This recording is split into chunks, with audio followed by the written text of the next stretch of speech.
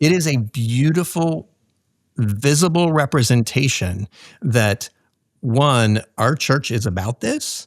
Two, our church is about this in unity with other churches. And we're going to do this together. Welcome to the Riverside Project podcast. We are mobilizing Houston to empower families and transform generations. We hope these conversations will give you a greater understanding of the issues facing our community and inspire you to find your place along the river.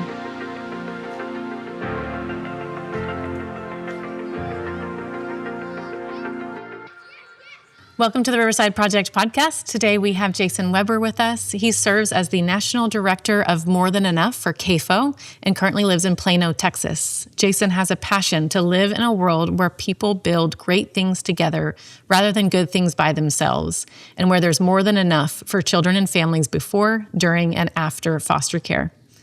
Jason and his wife, Trisha, have been working with vulnerable children and families for over 29 years. They were foster parents for 10 years, and they have 5 children. Jason has written and helped to produce several books and other tools, including Until There's More Than Enough and Farmer Herman and the Flooding Barn. Jason is also the host of the More Than Enough podcast.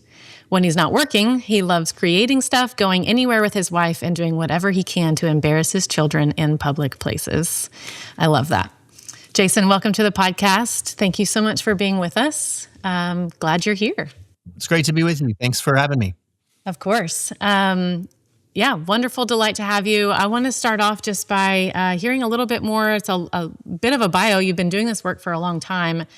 Share a little bit more about who you are and anything else that we should know as we get started. So my wife, Trisha, and I, we met in college as freshmen, and we dated throughout college. And when we got towards the end of college, we decided we wanted to wait until we graduated to get married. So we waited 6 days. We graduated 6 days later. We were married, and we went into inner city ministry. And so within a year of that, we did training, that kind of stuff, but moved into an inner city community in Denver. And we're working with children and families in the context of the local church in our community. And one of the things we discovered pretty quickly is that over half the kids we were working with on a weekly basis had been touched by foster care at some point in their lives. For some of those kids, they had been in care, and now they were back with grandma or back with a family member. Others were in care while we worked with them, and some of them went into care while we were there. And for a lot of people who end up working in the foster care space, they get there primarily because of a relationship or a connection with a kid. And while certainly that was part of it for us, what was probably more true is that it had a lot more to do with the connection that we had with the families. With grandma, with dad, who actually saw his son go into care while we were there. And some bad things had happened, but he still was the guy in my neighborhood who helped me build the fence in my backyard. And so we had relationships with these families, and that just grew our passion for the space. Eventually, we decided to become foster parents. And as you mentioned, we foster parented for 10 years. But in the middle of our first case, we began to ask ourselves the question, as we looked around at all the folks that were involved, the social workers, the therapists, the doctors, the lawyers, we began to ask ourselves, what would it look like for the church to be more engaged in this space? And what would it look like for us to use our time and our lives to help see that to happen? And so that put us on a different path toward doing the kind of work we've been doing now for over 22 years. It's great. It's so interesting how all of those experiences that the Lord has you in just start to culminate on themselves, and you start seeing little patterns, and you start observing these challenges and trying to figure out how do we make sense of these things, and then what do we do about it, right? And then that just kind of sends us on this trajectory that sometimes we never realized that we would ever be on, and here we are. I love that that's been your story too. Tell me a little bit more about, I mentioned in your bio, More Than Enough, and then this book that you have called Until There's More Than Enough. Where did that concept come from, and what does it mean? Can you kind of break down that More Than Enough concept and kind of how it's gotten you to that? So I've believed for a long time that we don't have to settle when it comes to our kids and families in our community. We don't have to settle for not enough, right? We don't have to settle for just trying to do a little better next year than we did last year. That more than enough is something that should be possible when you look at the number of kids who need care and you look at the number of folks who follow Jesus. We should be able to provide more than enough, but even more than that. And this conviction is born not just out of that practical understanding of it, but my understanding of who God is. That God is the God of more than enough. When the Israelites were wandering around in the desert and were hungry, and He provided manna for them, He didn't provide not enough. He didn't provide just enough. He provided more than enough. Jesus on the hillside with 5,000, He didn't provide not enough. He didn't provide just enough. He provided more than enough. And so I can't see a reason why He wouldn't want to do the same thing for vulnerable children and families in our community. And so for many years, I've have used the phrase until there's more than enough, have signed off emails. It wasn't until I was with a group of other national leaders in a farmhouse outside of Dallas back in 2018. And, one of the things we find in collaboration, and I'm sure you see this too, is we very often put a lot of stock in the meetings that we have together, but very often the stuff that happens that's the most important actually happens in the meeting after the meeting. And sometimes it happens around the fire after the official meeting is over. And at one of those times, one of the leaders in that group knew that we'd been using that phrase for a long time and asked the question, well, what would it actually take? Like, what would it actually take for us to get to more than enough in this country? And that one question around a fire led to months of exploring and questions, and now has led to years of just figuring out what does that look like. And what we believe that looks like, at least in part, is that there would be a group of people who are motivated by their faith in Jesus to work together in every community to provide a collaborative infrastructure that supports, almost an exoskeleton, that supports child welfare and works well with them, but that they're able to be nimble, they're able to together solve problems, they're able to eliminate inefficiencies and work together in a way that where actually more than enough is possible. One of the things that has been interesting to me to observe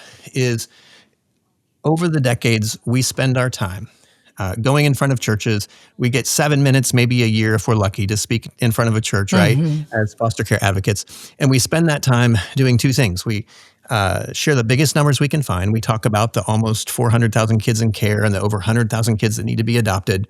And the second thing we do is we say, and we need your help to solve this giant monumental problem by fostering or adopting. So we've just presented a problem that feels too big for anyone to solve, and we've given people the option to solve it, just two options. And they're options that people on an average Sunday morning don't feel ready for. I mean, they had trouble getting their 3-year-old to church that morning with their shoes on, and you're standing up in front telling me, you need my help solving this giant problem by bringing more kids into my home?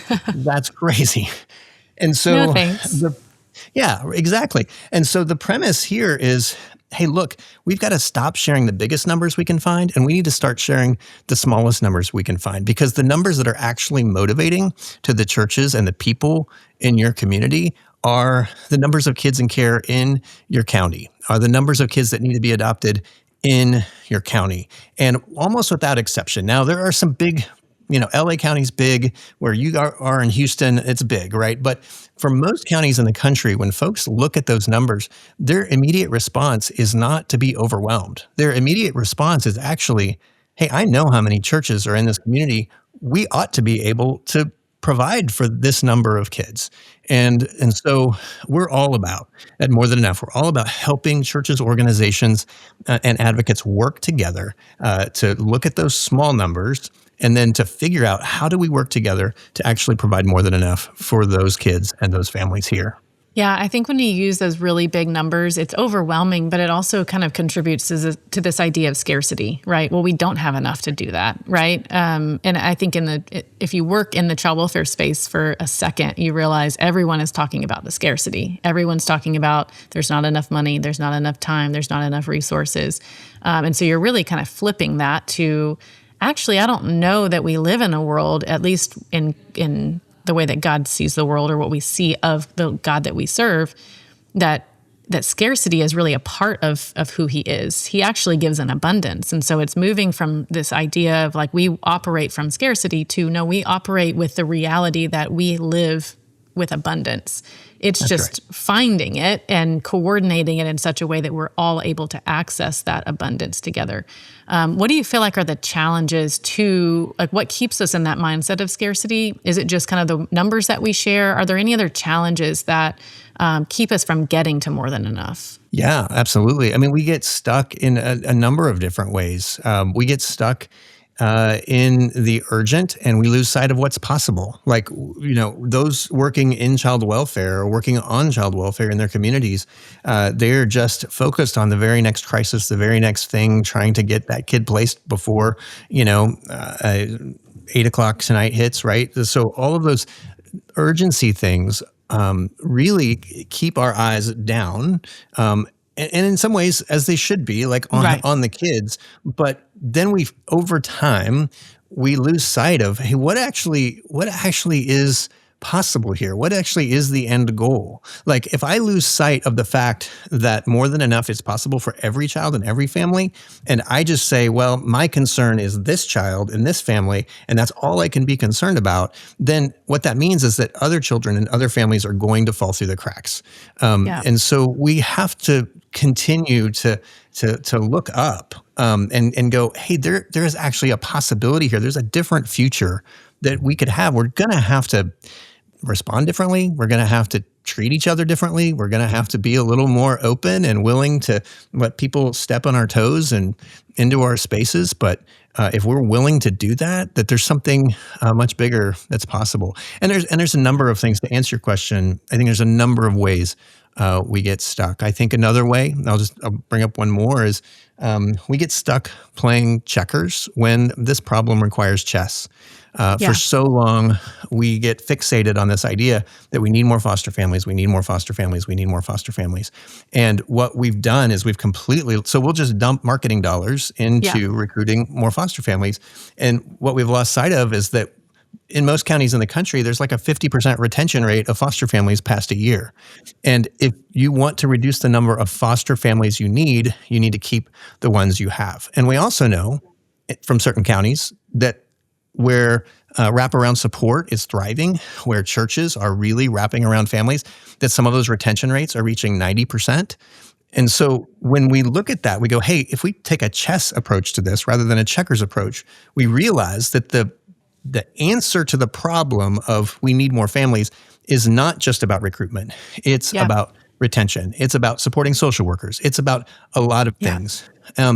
And what that also does is it opens up a world of possibilities in terms of how churches and how the community can be involved. Because when the only solution to the problem you think you have is recruiting families, then the only value you see in other people in churches is as foster parents, then you're really missing it. When you can see value in them as a wraparound support person, or you can see value in them in some other way that helps to actually help with that recruitment problem, that's when it goes right. That's when we start playing chess and things start changing.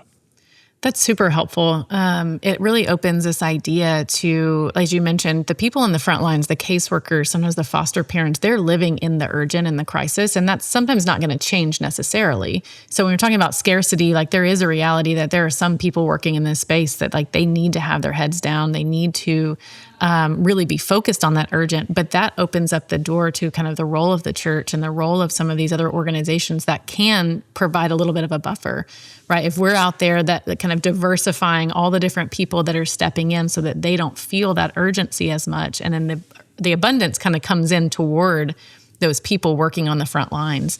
It really, I think, opens the door to that more than enough. Everyone can do something, and when it's working together, it's really beautiful. It's almost like the antidote to it is like diversifying, right? It's the car repair shop business who's able to provide a car repair to a family who needs it. It's it's all those little things that become crisis if not taken care of. And so when those things are available and those people are available, it creates this really beautiful ecosystem where no longer do we need to operate in scarcity and urgent crisis mode, right? And to your point, I think we have really underestimated the church and what people in the church can provide, the experiences they have, the professional abilities they have, the things that they're passionate about.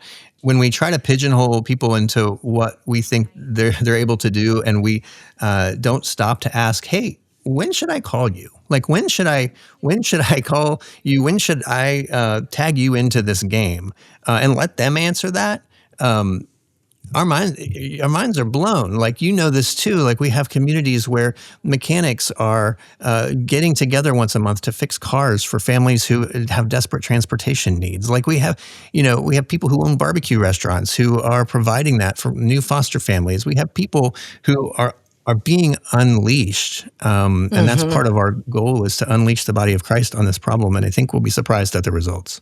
Yeah, I love that. It's a beautiful picture. One of the other things that I mentioned in your bio too is that you said that you want to live in a world where people build great things together rather than good things by themselves. Explain that a little bit. I think it's kind of connected to what we've already talked about, but it's this idea of collaboration. What does that mean, and how did you get to that? Yeah. Well, for me, my desire for collaboration really is grounded in something else. It's grounded in my biblical understanding of unity. The night before he died, John 17 tells us that the night before he died, Jesus prayed for us. And when I say us, what it actually says is that he prayed for his disciples and everyone that would come to know him because of them. So if you take the spiritual lineage of the disciples all the way through, the things that they wrote that are now scripture, the people that they discipled, that didn't disciple others, that have resulted in people discipling us, like, we are part of that lineage. So when Jesus prayed that night, he was praying for you and me. And anybody in their right mind, if finding out that Jesus prayed for you the night before he died, you'd want to know what he prayed for you. And there are any number of biblical principles and priorities that God could have, that are important to God, that Jesus could have prayed that night. But the thing that he prayed is that we would be one, and that we would be one so that the world might know that Jesus is the one God sent. And so for me, unity in the body of Christ is a priority to God, and so therefore it needs to be a priority to me.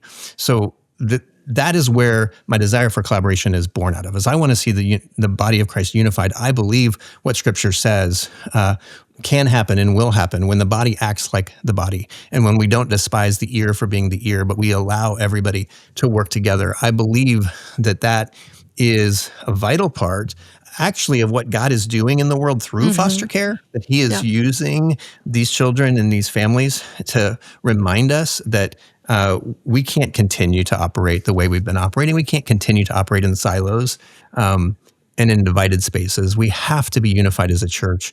And what I love about it is the children are leading us to that. The children and care for them is leading us back to that unity. Now, going on from there, that is the theological foundation. But then there's just a practical reality that we all instinctively know that we can get more done together than we can separately. Does that mean that we collaborate on every single thing we do? No. I mean, if you've try making a peanut butter and jelly sandwich with 6 people sometime, you don't get a better peanut butter and jelly sandwich. But if you're doing the things God's calling you to do, and you're doing it well, but then on the things that are too big and too important to do alone, that cannot be done alone, if you're doing those things together, that's where collaboration really has an outsized return on investment of time and energy. Yeah. Similar to what we talked about before with scarcity, what are the things that keep us? Why is it so hard to collaborate sometimes? Why are we not doing it more? And why sometimes can it be so challenging to collaborate on certain things? You mentioned one being, if it's a peanut butter and jelly sandwich, right? There's some things we just don't need to collaborate on that maybe we're trying to do when we really shouldn't. So there's the discernment aspect of what things should we collaborate on, but what are some of the other challenges that keep us from collaborating? I think we lose sight, again, I mean, not to sound like a broken record, but we lose sight of what's possible. So, and then that causes us to focus in on what we can accomplish. And it's easier to track, It's easier to feel good about. It's easier to do. Like it's hard to work with other people. Other people are annoying sometimes, right? And so all of that feels like a chore. And there's you're familiar with the African proverb that says, if you want to go fast, go alone. If you want to go far, go together. Sometimes we just want to go fast. Like if we're just honest with ourselves, we would just rather go fast than go far. And so we kind of have to own that and say, okay, but where does that leave us in terms of the children and families in our community? If we're just committed to going fast and we're not committed to going far, then that actually hurts people. Like that actually hurts real people who God asks us to care about. And so we've got to be able to get out of that. I think the other piece that I think we neglect, and then it makes it hard to work together, is just this process of giving ourselves the time to build trust. Like very often, people have the desire to collaborate. And so we get together, we have brunch. There's bagels. There's always going to be bagels at these things, and and we do that, and then we get to the end, and we say, "Hey, that was great. We were inspired. Let's do that again next year." But what that doesn't do, it doesn't allow for the time it takes to build trust with another person. And one of the things we say all the time is that organizations don't collaborate; people do. If you want to collaborate, you have to build trust over time with actual people. And when we talk to people about collaborating, we say there's 3 P's that are helpful when you think about it. And the first one, everybody automatically thinks of, oh yeah, we're going to get together and we're going to plan together. Like that's most of what collaboration often is let's plan to do something. Let's plan an event. Let's plan to solve this problem. That one's a no-brainer. The second thing, though, that people need to do if they're going to collaborate together is they need to pray together. Like it starts with an understanding that even if we do work together, that what we come back with, what we have to offer is still meager. It's still loaves and fish. Like the disciples collaborated to work together to go through the crowd to figure out whether they had enough food. And what they came back with was still a joke. Like it still wasn't even close to what was needed. And so you have to understand that there's a gap between what even collectively we can do together and what needs to be done. Mm-hmm. And so in order to see that gap filled, we're going to have to pray. Like we're going to have to ask the God of the universe to make the baskets overflow. And then the third one that very much people don't think of is play. So it's plan together, pray together, and play together. That what people don't realize is if you're going to do this for the long haul with other people, it'd be good if you liked them. It would be good if you gave yourself the chance to go bowling with them and realize that they're hilarious or they don't know how to bowl at all or whatever. But that would be a really important step in developing a relationship with them that's built on trust that would eventually result in better things for children and families. So we always encourage people who are collaborating, like get away from the board table for a day and go do something fun and realize that you're people who like each other and want to work together. Yeah, those relationships really do become kind of the foundation of any sort of collaborative work, right? You'll always continually be going back to that. And I think too, like in those collaborative spaces, what I've seen just in our work here has been being able to come to the table, not just with my goal and my work, but our work, and like moving from this sense of like, what is my organization after here? What are our goals? What are we trying to accomplish, just our organization? And to like having a shared vision, like where does what I do actually add value to what we collectively are doing? Because especially in this type of work and in the child welfare space, there's agencies and there's nonprofits, and there's all these people that have KPIs and they have OKRs and all these acronyms of like, what are our goals? What are the things we're trying to hit? And it's so organization specific. And so we don't always take the time to see how does what I'm doing actually fit into the greater goal that we all share, right? And the vision that we have for our city. I think it's just hard, it's hard to think outside of that, just getting our own needs met, for sure. You mentioned a couple of practical ways that people can get involved, like ordinary people. You mentioned the barbecue, you mentioned the car repair shop. You get to work with organizations and counties all over the country. Where have you seen some of this work, right? This collaborative thing that we're talking about. Where have you seen it work? And what does that look like? Yeah, a couple of weeks ago, I got to be with some great folks in Lake County, Indiana. and they have been collaborating together now for a couple of years. And uh, one of the things when we work with a community, we walk through a process we call discovering your community. It's an opportunity to go out and have conversations with key players in the community and figure out what the strengths and gaps of the community are. Very often, people get together and start deciding what they're going to do together without really understanding the landscape, without really understanding what the needs are. And so they end up doing stuff that isn't needed or isn't helpful or doesn't actually move the needle for children and families. And so this group in Lake County, they began doing that, and their first stop, and this is what I love. This is what I love about collaborations is it's not collaborations don't start and then just kind of do one thing. They pick a problem, they go after it, they solve it, then they move on to the next thing. So first thing they said is, hey, we actually have a need for foster closets, but not just because we need to provide diapers and jeans to 3-year-olds. Like we actually want to create a way of providing those things, but do it in a relational way. So our foster closets are actually, we're going to do a network of them and each one of them is going to exist inside of a church building so that when families come for those things, they actually have the opportunity to interact with church staff.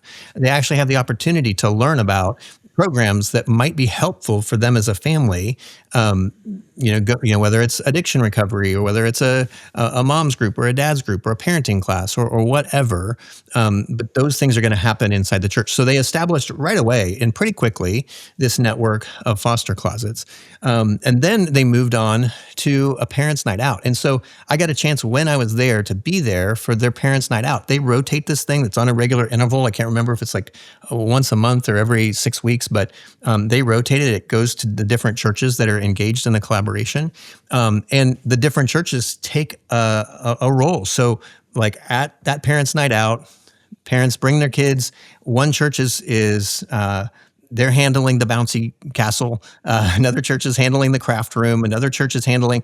It is a beautiful, visible representation that one, our church is about this. Two, our church is about this in unity with other churches. And we're going to do this together. And it is a beautiful representation to the community. And the fact that they rotate between churches and they continue to provide that, parents can go out, get dinner out, or they provide training where they can get training hours there if they want to stay for that. But it is just one example. And we have communities in a number of counties across the country that are doing similar kinds of things. That's really cool. What a beautiful picture of what you're talking about with John 17. We're rallying around not just a random, vision, but actually caring for the community and seeing how the Lord actually provides more than enough when we start to posture ourselves that way together. It's really beautiful. Yeah, if somebody is out there listening and they are thinking like, that is really cool, I really want to start something like that. What do you feel like, or what have you seen are the best ways to just get started? If there's a blank slate in front of you and there's just like something burning in someone's heart to do something in a city where maybe there's nothing happening, or maybe there's a few little disconnected things happening, where do they start? What's the first thing they can do? Lunch. Like it's got to start with talking to some other folks who might have a similar passion in some other organizations or churches. So that's where it starts is, hey, just been thinking, heard a couple things, heard something on a podcast, read something in a book, whatever. But I've just been thinking, maybe there's some things that are really big problems our city faces or our community faces in foster care that we might be better able to solve if we were to work on it together. And I just want to have lunch and talk about what that could look like. And so that's where it starts. And then it's just to know that there are tools and resources and organizations out there to help you do that. Like, I think for a lot of people going down this road, and I think more and more it's becoming increasingly obvious that there's help, but I think in years past it's not always, like obvious that there's somebody there that can help navigate some of these kinds of things. But I'm so encouraged. I mean, obviously we at CAFO, we have a number of things, including a fellowship and courses and all this stuff that's all about helping communities work together.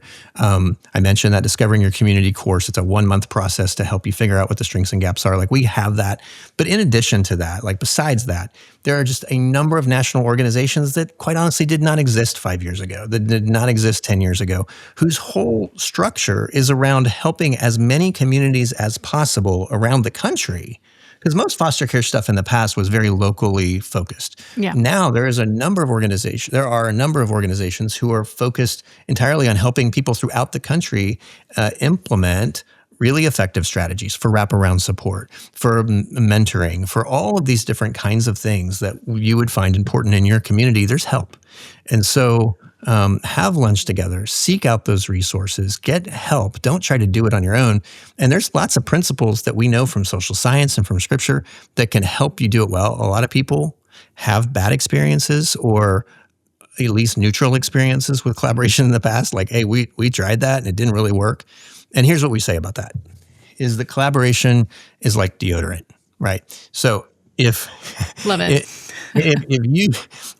if you went to the store and you got this new kind of deodorant and you tried it, and maybe it takes a few days, but within a few days to a week, it becomes clear to your spouse, it becomes clear to the people you sat next to on the airplane, it becomes clear to your friends that this deodorant is not working for you like you hoped it would.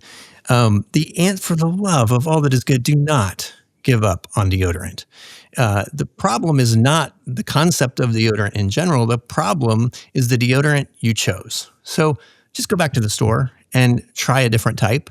That's what we see in collaboration a lot, is people are like, we tried to work together, it fell apart, or it got no results. We had a lot of bagels, but no results. Don't give up on collaboration.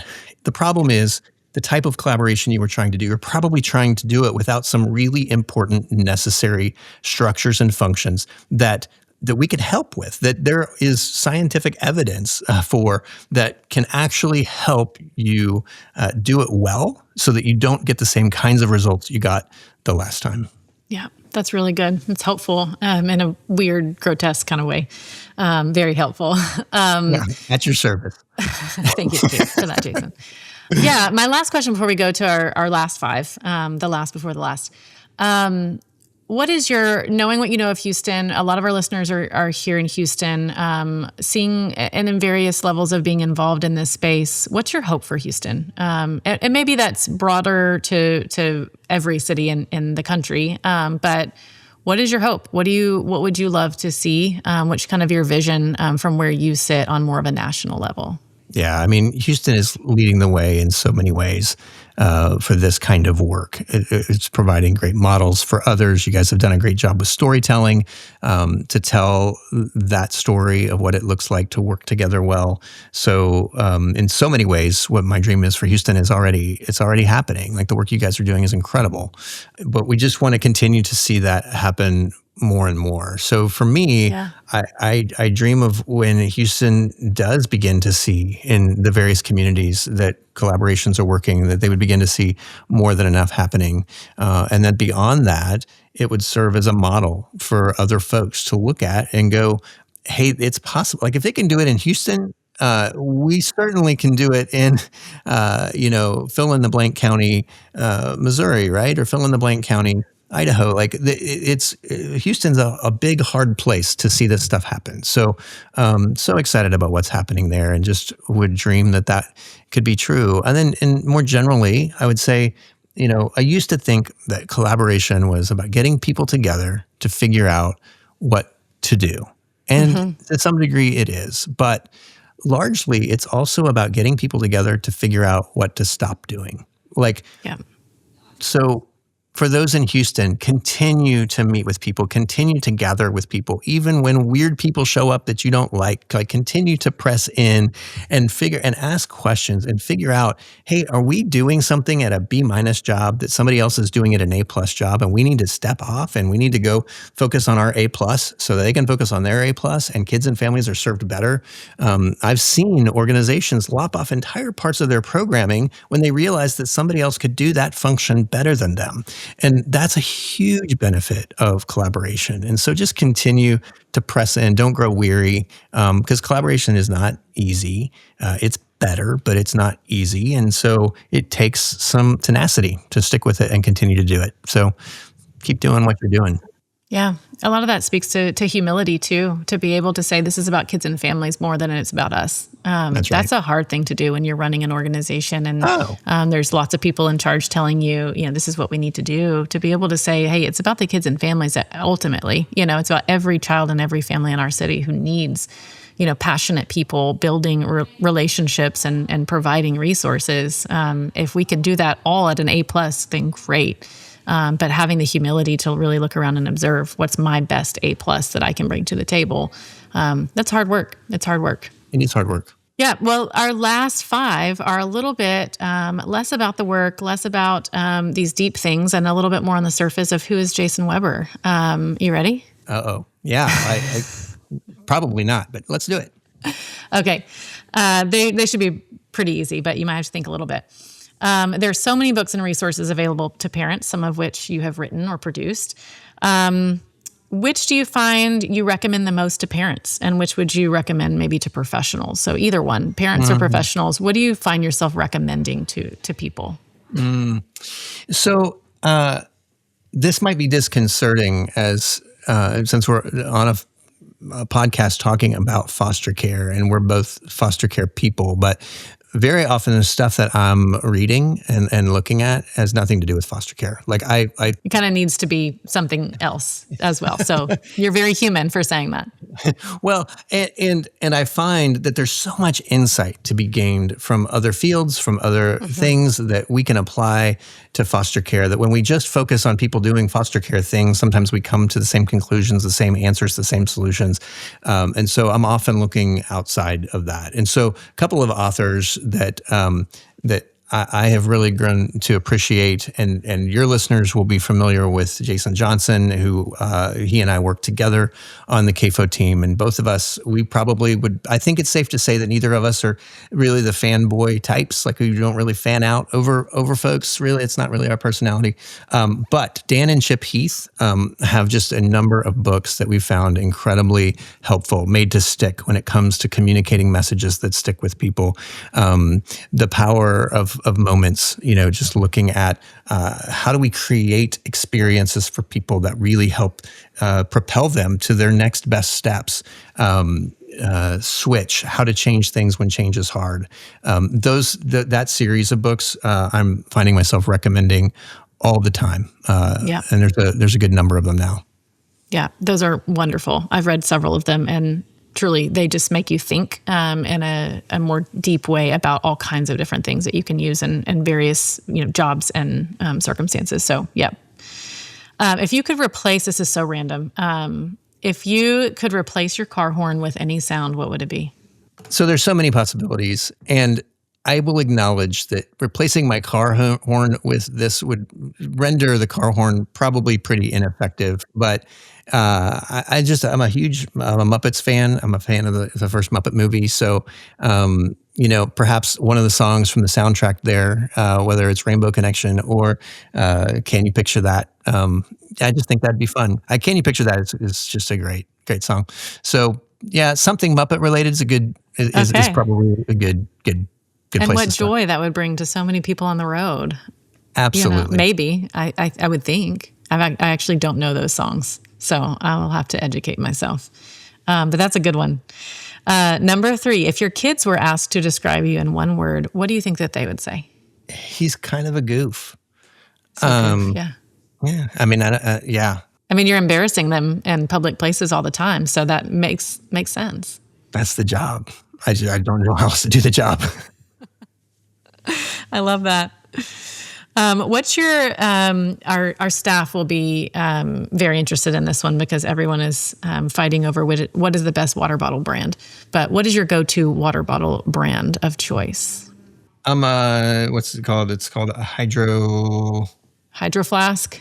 No, not Hydro Sorry. I'm a Thermo Flask guy. Yeah.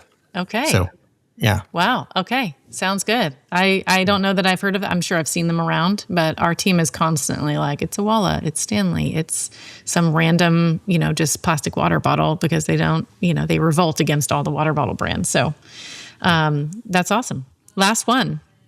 If every foster parent or community leader could hold on to just one truth about kids and families in this space, what would you hope that would be? That you don't have what it takes, but Jesus does.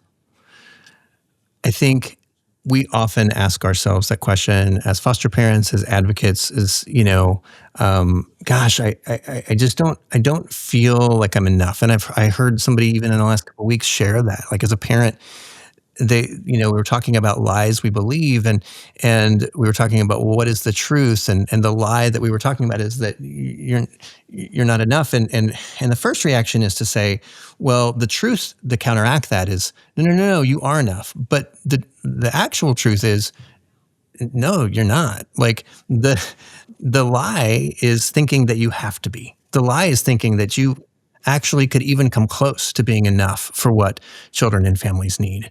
That there is a giant gap, and everything we bring is loaves and fish.